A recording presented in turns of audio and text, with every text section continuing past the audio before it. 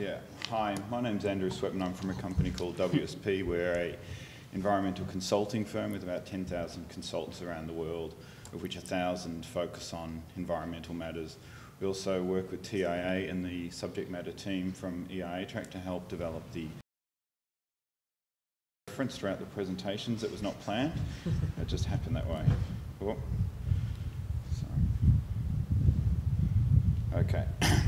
What I'd just like to do is just, as some sort of context in terms of what I'm discussing today, is we do website development which focus on environmental requirements, and just have a couple of quotes from in the start in terms of where this concept of where the web is going, where environmental matters are also moving. We see them as two key societal drivers almost heading in the same direction, and through 2.0 and also climate change requirements and environmental requirements coming together.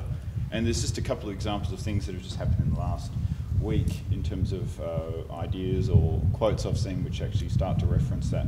This is from MySpace, where like a lot of social networking sites, or Google has an incredible demand for servers or server racks, and the fact that they've moved to using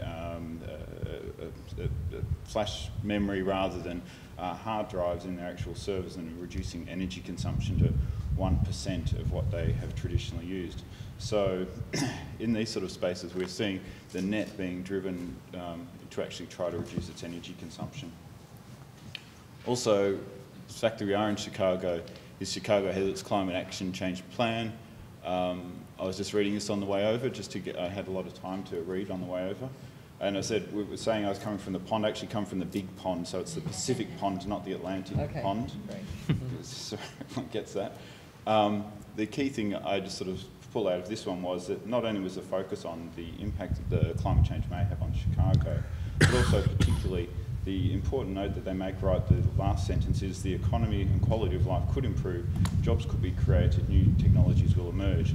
So not only people from the web looking at opportunities to actually reduce their energy consumption, but people from the other side who are actually looking at it as a policy issue also see that technology and jobs will be created as a result of these requirements. So hopefully it's not just doom and gloom, but there are actually opportunities out there, and the technology sector can play a large role in achieving these.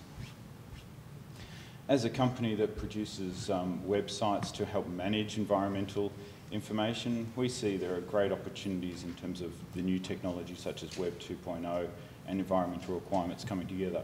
It's, as people have pointed out, there's so much information available in the environmental space, how to actually come to terms with that. And the things we've seen in terms of Web 2.0, such as Facebook, MySpace, if you can keep track of all of the friends you haven't seen for the last 20 years, which is a mammoth task, is we should also be able to apply some of those concepts to environmental requirements to be able to manage those more effectively.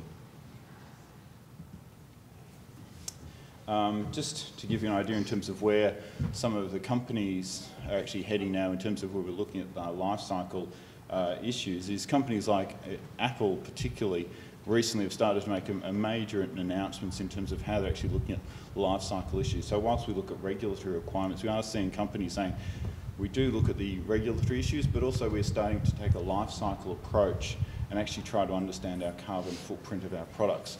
And just these graphs give you an idea in terms of where Apple is looking in terms of improving environmental performance of their products. And I think given the stock price where it's been going in the last 6 months, this is I think the first Apple graph I've seen where the numbers are going down rather than up, but it's actually in a positive way. Okay, in terms of greening of Web 2.0 or Web 2.0, depending on your pronunciation, is we actually see that the technology is being applied here, and this is just an example of Google's energy management system. There are endless amounts of energy management systems you may be aware of, but this is just an example of where someone like Google is actually taking their technology, applying it to environmental requirements, and able to come up with very unique ways of actually being able to, consumers and industry being able to understand and manage these issues in an interactive manner. This is Power Meter by Google. And like anything, they'll probably take over the world, and it'll become the dominant player in the energy management space. Okay, this is another plug. But this is a plug. We're actually talking about how we're developing the site. And EIA Track was developed with the subject matter experts. We play a role in terms of developing the website, and also TIA is a great supporter in terms of coordinating the site and providing many great ideas in terms of how we actually develop the site and technology platform we have.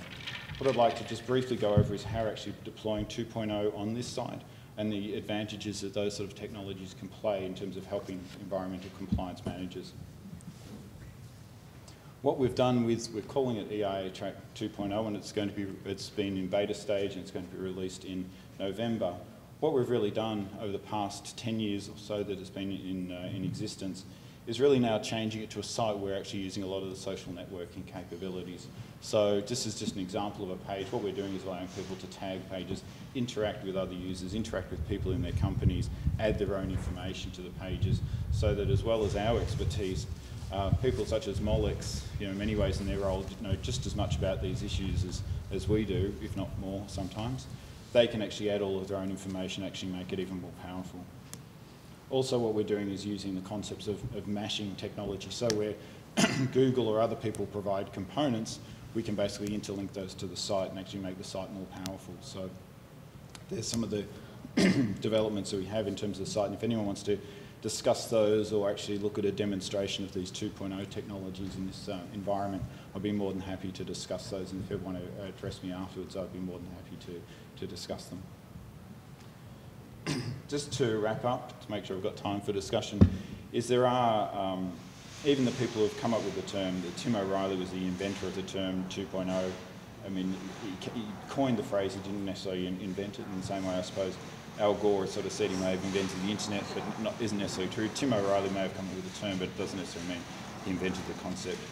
Even he, in terms of his discussions, was saying, looking at web squared, as his new concept will be, is that actually saying that he also, as an expert, sees that the challenges of oil, water and global food shortages and climate change can be addressed or assisted by using these technologies. So certainly we start to have all of these tools available in terms of information management and interlinking using the web that is being developed, and we have these challenges in society. Not that it's a solution to all of those, but if we have the right path we need to go down, deploying these sort of technologies can certainly help in addressing those issues. Thank you. Thank you.